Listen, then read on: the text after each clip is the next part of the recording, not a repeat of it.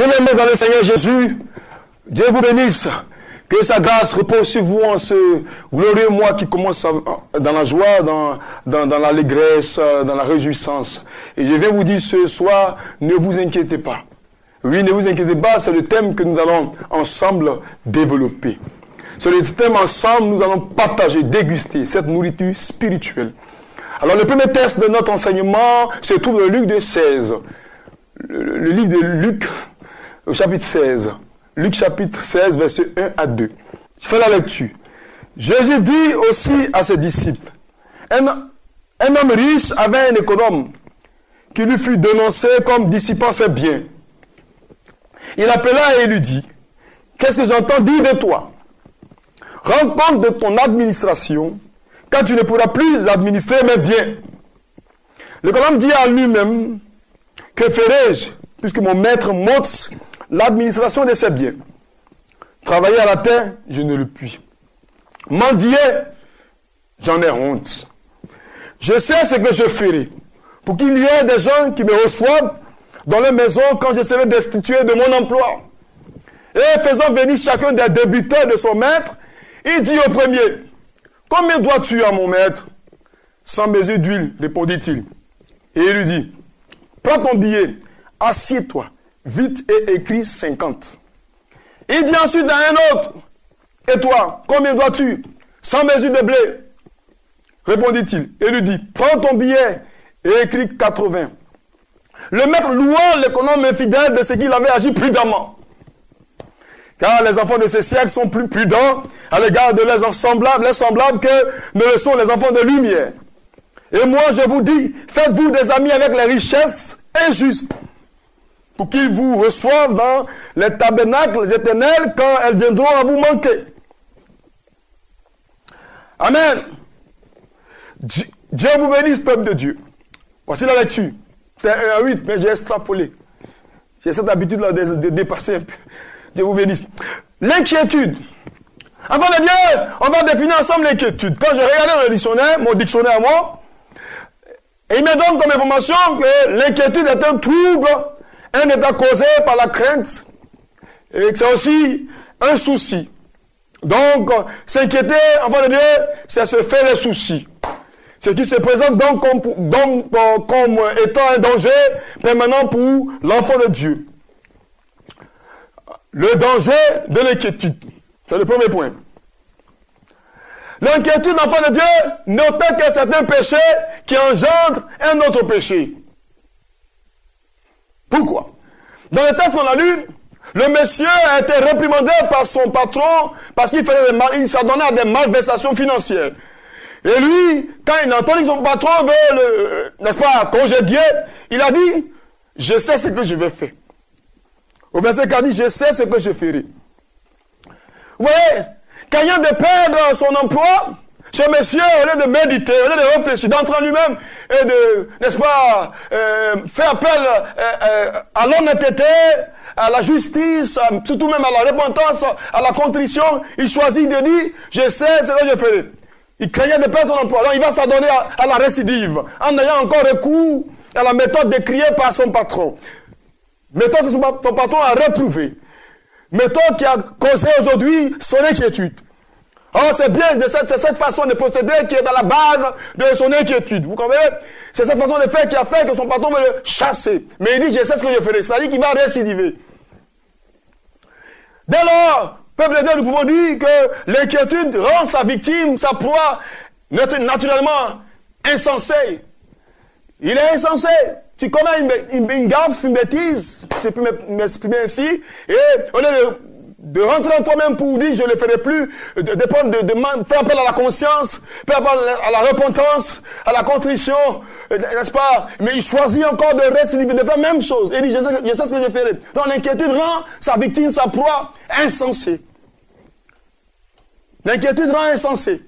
Ne vous inquiétez plus, peuple de Dieu. Ce soir, je vais te dire que quand tu es inquiet, tu empruntes le chemin de l'insensé. Je vais te dire pourquoi. L'économe pense assurer ses prochains jours en songeant, n'est-ce pas, en songeant déposer ses valises chez les débiteurs de son patron. Vous voyez? Il leur propose d'autres formes de malversation. Il dit, toi, tu dois combien? L'autre dit, je dois 100. Et bon, tu vas payer la moitié. Toi, tu dois combien? Il dit, je dois 20. Tu vas payer la moitié. Et c'est vers ces personnes-là que plus tard, il espère aller travailler. Vous et moi, pensez-vous que ces personnes sont des idiots pour embaucher un monsieur qui a fait preuve de sa malhonnêteté chez un autre patron dans une autre entreprise? Même si, on dit en Côte d'Ivoire, il buvait de l'eau par les narines. Vous voyez, l'inquiétude rend insensé. Vous voyez, cependant, comme un véritable insensé, il dévoile, sans s'en rendre compte, à ses futurs ou éventuels employeurs, ceux à qui il propose des malversations, il propose la malhonnêteté, comment il devait rembourser l'argent de son patron. Il croit que ces personnes sont des débiles, bien sûr. Mais qu'est-ce qu'il fait? Il va se montrer, se révéler à eux. Et c'est ceux-là qui demain seront prêts à l'embaucher. Est-ce que vous comprenez? Ils ne vont jamais l'embaucher puisqu'il a déjà fait ses preuves de grands voleurs, grands malhonnêtes. Et il dit, quand je leur rendrai des services, et quand mon patron va me renvoyer, alors j'irai chez eux pour travailler. Parce que je leur ai fait des faveurs. L'inquiétude rend bête. Oui, l'inquiétude rend insensé. J'insiste là-dessus. Ne t'inquiète pas, frère. Le diable veut te rendre insensé. Comme cet économie qui est insensé. J'arrive, je n'ai pas fini. Vous voyez, il pense s'assurer son rendement. Cependant, il est en train de rendre son futur incertain. Qui va l'embaucher? Ces mêmes personnes avec qui il s'est assis pour faire la malversation, il viendra les doubler, comme on dit en Côte d'Ivoire ici. Il viendra les tromper. Il viendra les voler. Donc l'inquiétude rend insensé. Il présente à ses futurs ou éventuels employeurs son profil de malhonnête, son profil de voleur, son profil d'économe infidèle, comme le dit si bien dans la Bible. Car qui est donc fou comme lui pour employer celui qui s'est lui-même révélé voleur en nous aidant, en aidant ses débiteurs de son patron. Vous voyez? Bien aimé, de par le caractère insensé qu'il provoque chez l'homme, l'inquiétude, l'inquiétude est aussi en réalité un poison. L'inquiétude est un poison. C'est le diable qui rend l'homme insensé. Donc, c'est un poison. L'inquiétude est un poison. En effet, l'inquiétude tue plus vite. Oui. Plus vite que ce qui est à l'origine même de l'inquiétude. L'inquiétude tue plus vite que ce qui est à la cause. La cause de l'inquiétude. Le serpent venimeux n'est pas aussi dangereux que son venin. Mais le serpent sans son venin n'est plus un serpent venimeux, on est d'accord.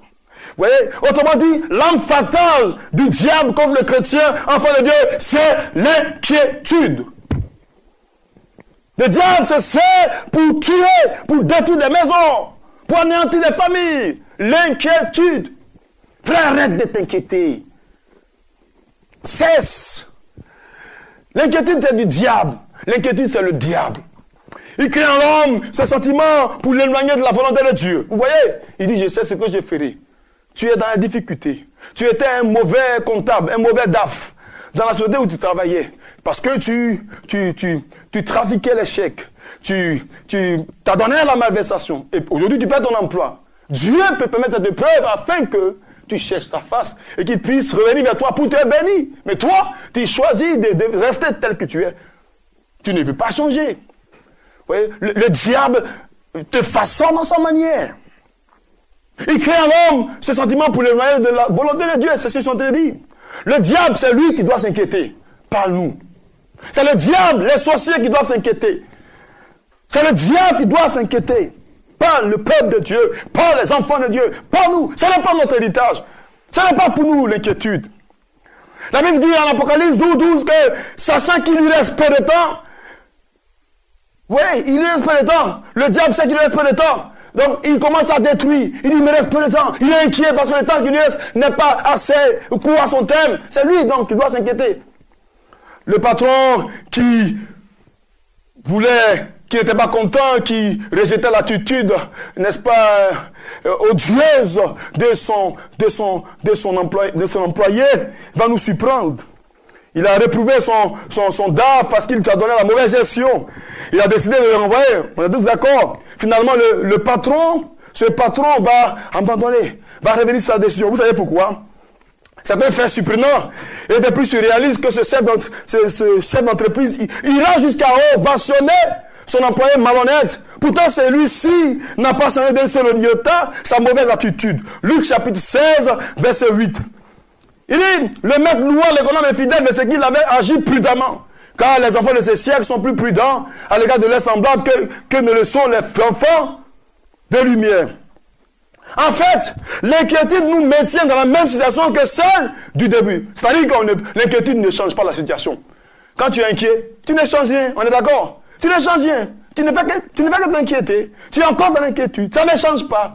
Oui. Le médecin ne change pas. Son patron dit, mais il a bien fait, mais tu es fidèle, tu es intelligent, tu es très prudent, tu as réussi à t'en sortir. Oh, j'avais décidé de te renvoyer, je te garde maintenant. Vous voyez, il s'est adonné à la malversation.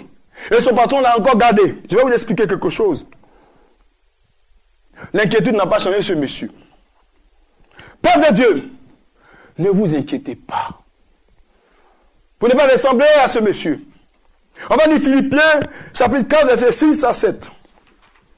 Philippiens 4, verset 6 à 7. Ne vous inquiétez de rien, mais en toutes choses, faites connaître vos besoins à Dieu par des prières et des supplications et avec des actions de grâce. Et la paix de Dieu qui surpasse toute intelligence gardera votre cœur et vos pensées en Jésus-Christ.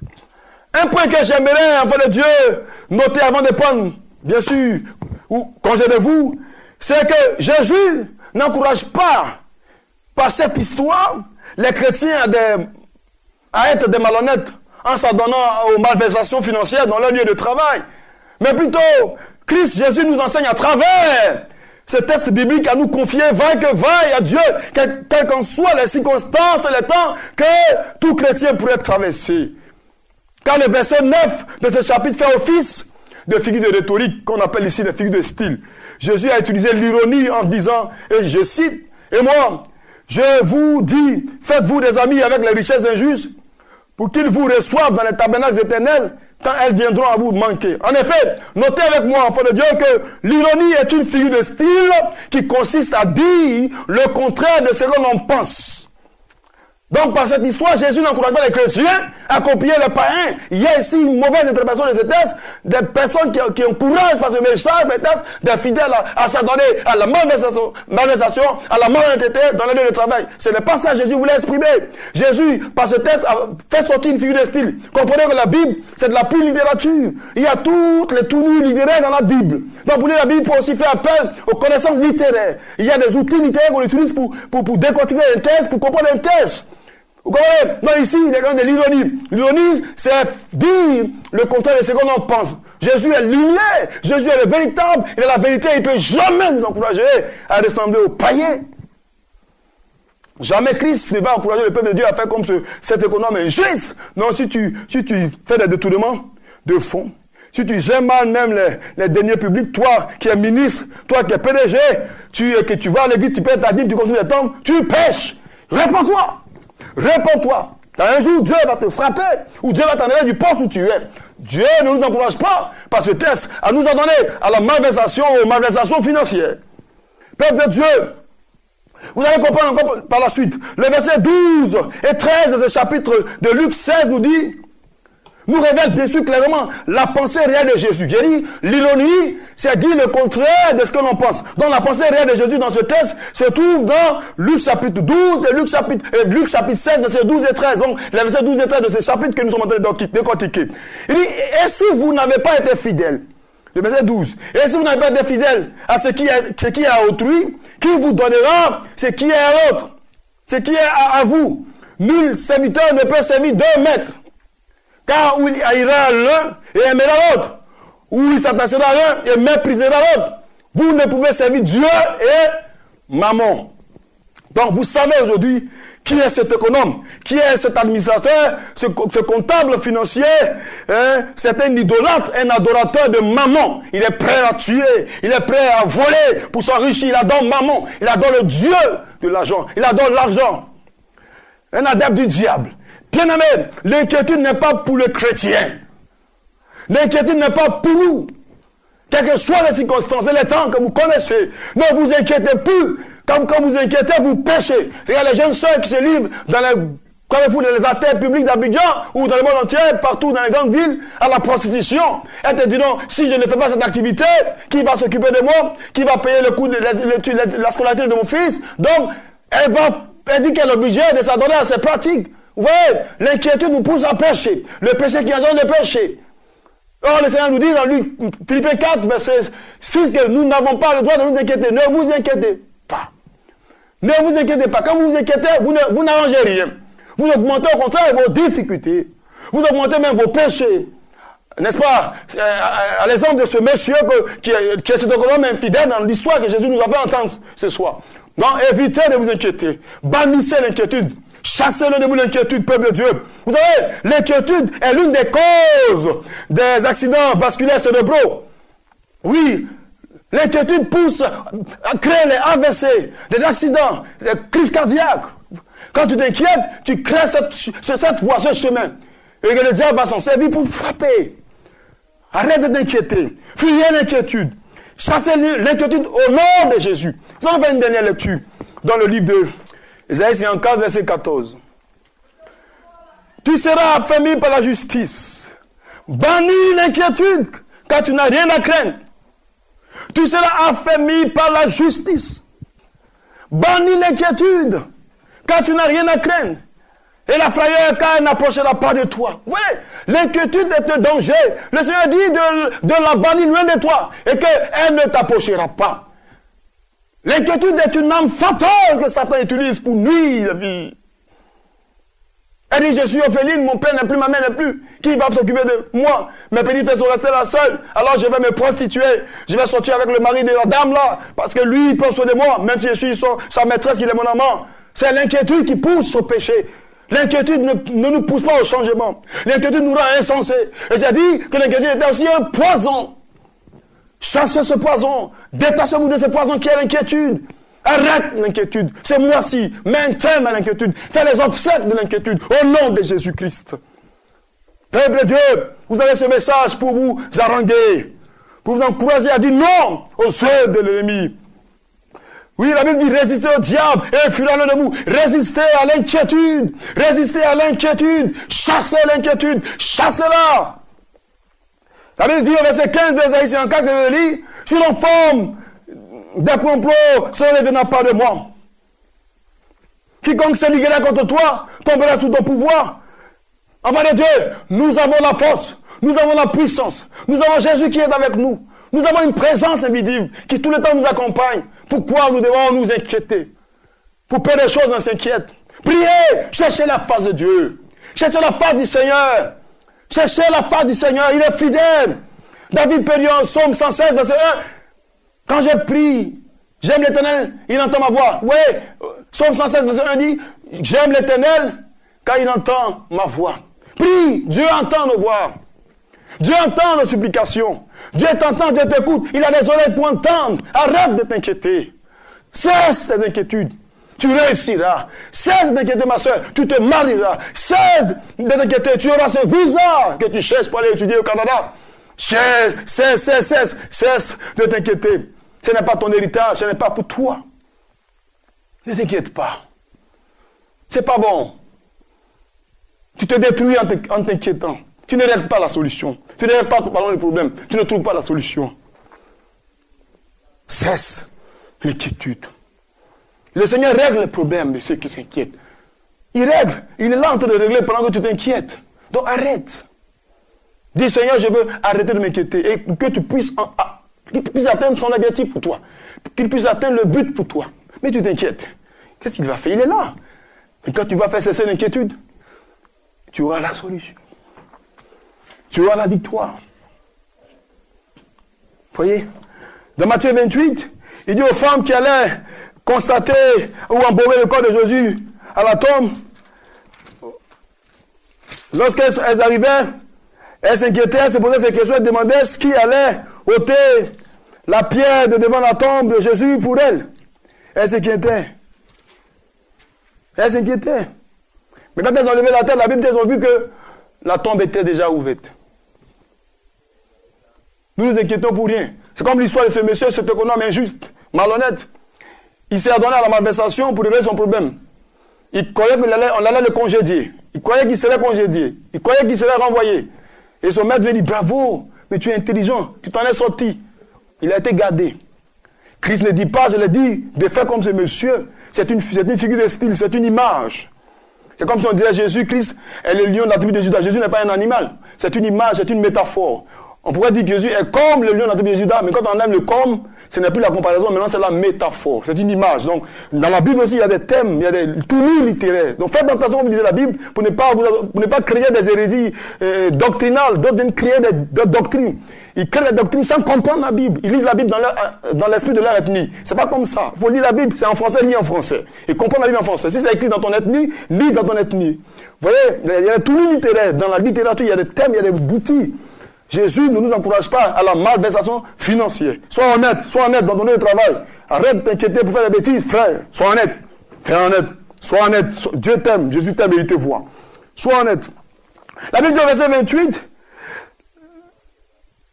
Et voici il y a eu un grand tremblement de terre, quand un ange du Seigneur descendu du ciel vint rouler la pierre et s'assit dessus. Son aspect était comme l'éclair et son vêtement blanc comme la neige. Les gars tremblaient de peur et devenaient comme morts. Mais l'ange prit la parole et dit aux femmes, pour vous, ne craignez pas. Car je sais que vous cherchez Jésus qui a été crucifié. Nous avons déjà trouvé Jésus. Nous ne le cherchons plus. Nous ne devons plus craindre. J'ai dit la définition que l'inquiétude est aussi une crainte. Nous n'avons pas à craindre.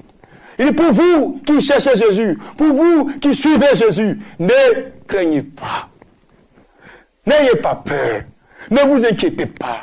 Notre Dieu s'en charge. Il est la solution. Il est la clé à toutes les situations. Si on t'a refusé plusieurs fois le visa, quand tu vas faire cesser l'inquiétude, à ton prochain rendez-vous, frère, tu auras ton visa. Parce que Christ t'a parlé et tu as écouté.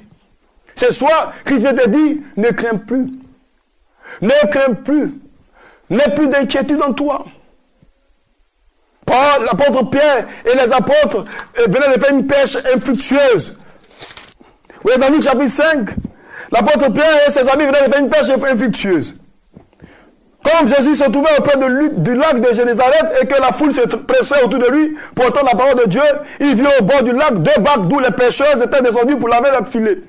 Il monta dans l'une de ces barques qui était à Simon et il le pria de s'éloigner un peu de terre. Puis il s'assit et de la barque il enseignait la foule. Lorsqu'il cessait de parler, il dit à Simon, avance en pleine eau et jetez vos filets pour prêcher. Simon lui répondit, maître, nous avons travaillé toute la nuit sans rien prendre. Mais sur ta parole, je jetterai le filet. Il exprime la réalité. Il ne manque pas de montrer la réalité. Il est inquiet. Et le maître lui dit, jette le filet. Avance la pirogue et jette le filet. Et quand il va dire, mais sur ta parole. Ce soir, c'est sur la base de la parole que je t'invite à ne plus t'inquiéter. Crois la parole de Dieu, frère. Crois la Bible. La Bible est la parole de Dieu qui nous a été donnée, qui est donnée à l'humanité. Crois la parole de Dieu. Tout a commencé par la parole. Tout finit par la parole. Tout se déroule par la parole. Crois que Jésus, ce qu'il dit ce soir, par mon canal, par mon truchement, c'est pour que tu sois heureux. C'est pour faire cesser l'inquiétude dans ta vie, dans ta maison, dans ton foyer. Ne t'inquiète plus. Ne vous inquiétez plus. Ne vous inquiétez plus, c'est un ordre que le Seigneur vous donne ce soir. C'est un ordre. Ne t'inquiète plus et ta situation va changer. Le jour où tu vas faire cesser l'inquiétude, tu rentreras dans ta destinée prophétique. À cause de l'inquiétude, tu fais trop de gaffes, tu commets trop de gaffes. Tu t'éloignes beaucoup de la voie du Seigneur. La femme de Lot s'est inquiétée, elle a regardé par derrière. Vous voyez, elle est restée, elle est devenue une statue de sel parce qu'elle s'est inquiétée. Bien-aimé, que Dieu vous bénisse. Vous avez les contacts qui s'affichent au bas de votre écran. Vous pouvez m'appeler, vous pouvez aussi m'envoyer des courriels. On va échanger, partager. Et si vous voulez aussi faire des dons, des offrandes, apportez même les dîmes, alors c'est avec joie que je les recevrai, je vous bénirai au nom de Jésus. Que Dieu vous bénisse. Il bénisse vos familles, il bénisse vos enfants et que sa grâce repose sur vous. Au nom de Jésus. À dimanche prochain.